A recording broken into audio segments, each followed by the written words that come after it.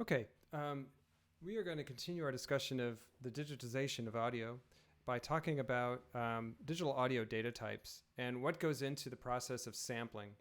We're talking about how in the digital realm, we are no longer dealing with analog electrical signal or continuous signal. We're talking about a block of data that has been created by the ADC. And so, or the analog to digital converter. And just to review what we're talking about strings of ones and zeros. And if you may remember this from back in the day, talking about bytes and bits and so on. But I don't want to go too far down this path. But we're talking about usually something bigger than a kilobyte or 1,000 bytes. And we're talking about 1,000 iterations of something like this. And that can mean a bunch of different things depending on how it is assigned in the data stream to be hooked to. So if you want if you're taking a sample of an audio signal, you're generating all these bits and bytes that are basically being put into words and put into groups. And it's important to remember that when we talk about audio files, we're talking about the size of things. And data management is also a big part of this. Anymore, we do a lot of streaming of things. But we have to talk about file size because when we talk about sampling, sampling is about measuring and creating a file dependent upon how much sampling is going on in any second. And so we need to pay attention to how much information we're creating. So a kilobyte is 1,000 bytes, a megabyte is 1,000,000, and a gigabyte is 1,000,000,000. And then we get into terabytes, which is 1,000,000,000,000. And it's important to note that this is like an exponential growth of 1,000 each time, and that we are talking about a ton and ton of data. So most of the time, we're talking about kilobytes or megabytes, usually in most of our files. The bit depth is important. The bit depth is basically how much data is being written with each sample. The number of bits of information per sample. So this directly corresponds to the resolution of each sample. The higher the bit depth, the higher the resolution. The sample rate is the amount of samples we're taking per second. It is measured in hertz or kilohertz because that is connected to speed, right? It's how many samples we're taking per second. And 44.1 is our standard sample rate. So for each sample, there's a bit depth, which is the amount of data, and the sample rate, which is the speed at which we are making that measurement, right? And we looked at this one in the last video. But again, this is about sample rate. How many samples we take determines the reality of basically what we're looking at. The faster the sample rate, the more realistic it will sound. Also, the amount of information we take with each sample, the more depth that sound will have. So this chart is a bit of an explanation of the bit depth of your standard CD quality audio. And this is what we're going to focus on as our standard. CD quality is basically 44.1 kilohertz sample rate with a 16-bit bit depth. Higher quality audio, like on HD, DVD, those are kind of outdated right now, of course. But they have higher bit depths and faster sample rates. The bit rate, the amount of information transferred when you play a CD is up to 1,411 kilobytes per second. So that's the speed at which your CDs are transmitting data. So the bit rate, you'll see, is extremely low for the things that we stream. And that results in a loss of data per sample, which means that our sound quality goes down extremely. And that's important to note that when we listen to streaming services, we are losing audio depth and quality. And if that is something that you're concerned about, then it's just something to be aware of. and to listen for. When you stream with Spotify or YouTube, the sound quality is terrible. When you listen to a CD, an actual CD audio file, it is of higher depth and better resolution. So the 44.1 kilohertz sample rate is determined by the Nyquist theorem, which means that the sample rate must be more than double the maximum frequency to be sampled.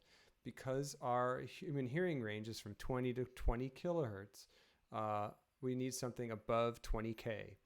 Double that would be 40K. So 44.1 allows us to sample twice per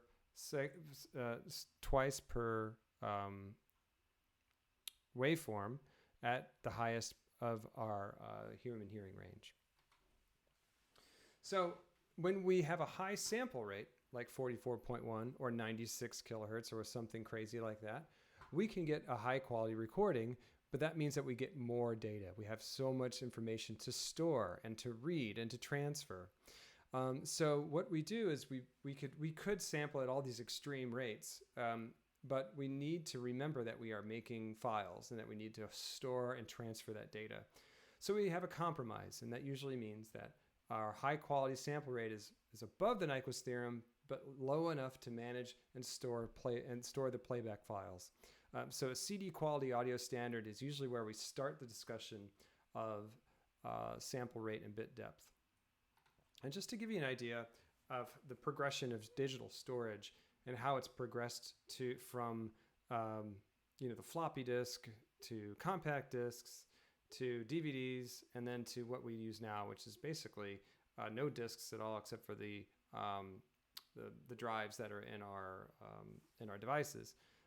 Removable drives used to be at the kilobyte level, very small, and then eventually, our 700 megabyte compact disc grew to DVDs, which hold upwards of a gigabyte, which is for video, and then now we are used to just unlimited data storage. But the CD is from an age of compromise, where we actually do need to take care of our digital audio file sizes.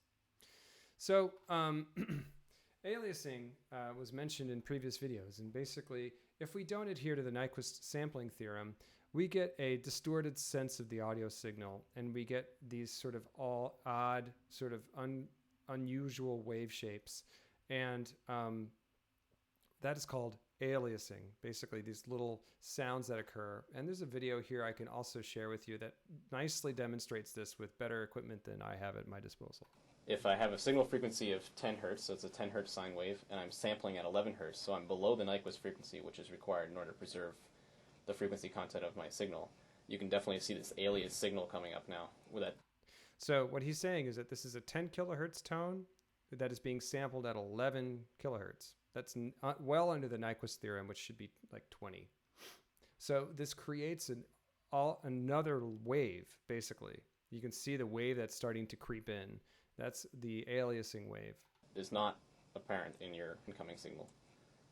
In order to actually preserve that frequency, you need to go up to the Nyquist frequency. So now I'm sampling at 20 hertz, and you can see that it actually preserves that 10 hertz sine wave. But if you're just slightly above the Nyquist frequency, you can see that the amplitude information is not really preserved. You're getting this sort of modulated signal. You really have to go much higher than the Nyquist frequency in order for it to preserve both the frequency and the amplitude accurately. So here, if I go up to, say, 100 samples per second, you can see that it represents the sine wave better than just at the Nyquist frequency. So this is showing us the importance of a good sample rate that is well above our highest sound. Because our human ears basically roll off those high frequencies, this isn't as important extremely high sounds.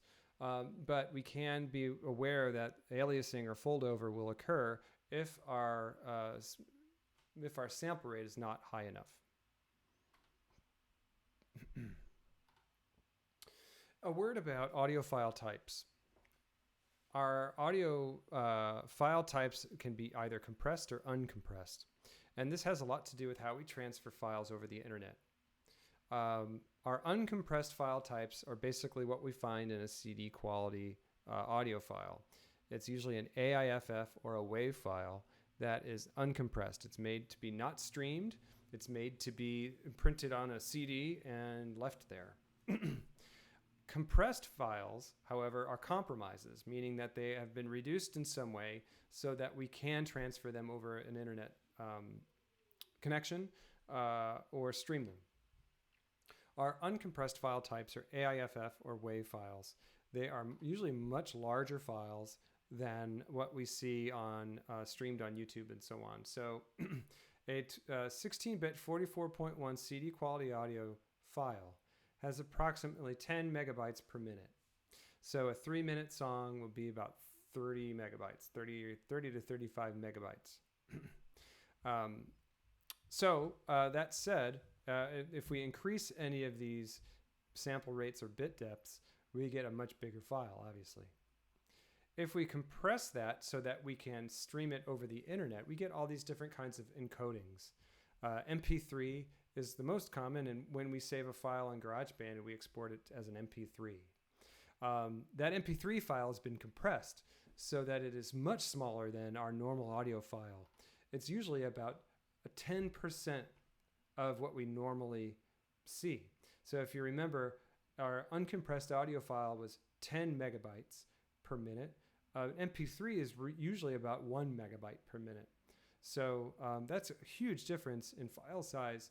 But what's happened is we've compressed it so much that we've lost some parts of it. It's important to be aware of these compromises to audio file qualities when we make all these conversions. So when we make an MP3, we are basically using two different kinds of file compression methods: lossless or lossy. Lossless data compression means that the data will be recovered on the other side of the encoding. So when you make an MP3, you're encoding the file. You're basically passing it through a filter. When you play that MP3, it has to be able to re-encode that information in the same way, or else it won't sound correct. That's why we have MP3 encodings. Or back in the day, I don't know if you remember, but some CD players, like especially car CD players, would not make burnt CDs that you made on a computer because it wasn't using the same codecs. The lossy codec is basically a permanent deletion of information on the file. So sometimes you'll use a lossy codec and a lossless codec, and the computer determines this for you to strip away parts of your file so that it becomes a 10% version of what you already had. So lossy means that it's perceptually encoding the file to take away things that you wouldn't normally hear, but you perceive. So things that overlap each other, like frequency masked elements, or things that are above the human hearing range, like overtones, which actually I think have a lot to do with how things sound. So just a few things to think about when you're either streaming audio, making MP3s, or thinking about how you consume your music. We usually make a trade-off between portability and quality.